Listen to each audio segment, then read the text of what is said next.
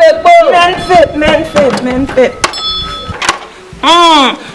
Maiyero. Agbara. Obo mi. Meri kebekpo. Obo mi kom do. Ndira vide bekpo mi. Obo mi menye ta akama funa o. Tongna bang. Koro mi ndi abasana mi kpomkpo. Mama usenemi. Aminga namde. Unene wimyo. Ibora sakima. Akpaniko. Afona mbiri arianga. Kop kirwan fo. Ina mtri kibianga wo. Tini mbravo.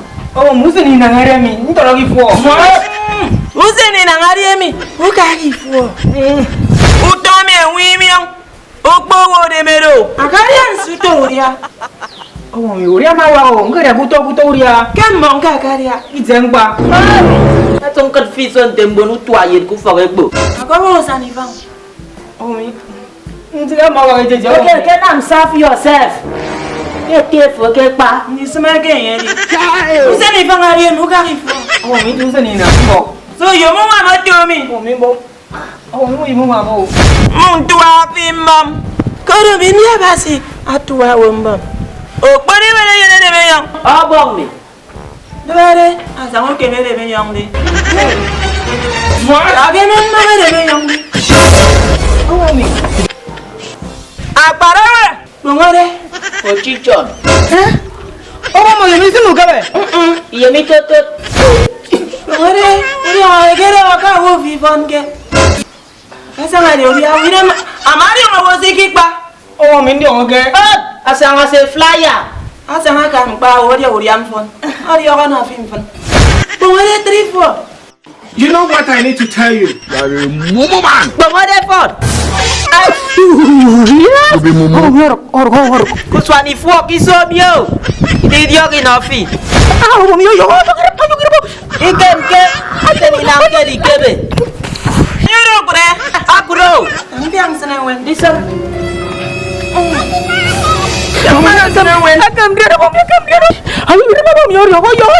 Jesus is Lord.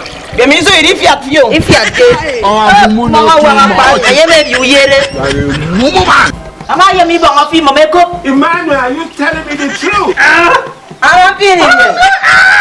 Arapiri ye. Obo me ke yo.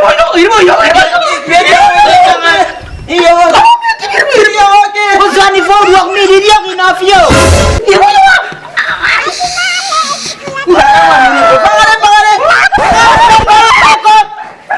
Una mi kon ba ngale ori amfon. O yo kana ye. Kanam yem flyer ge online.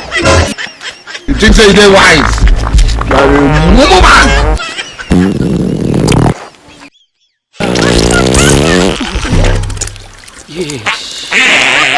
You be mumu. Maiyero.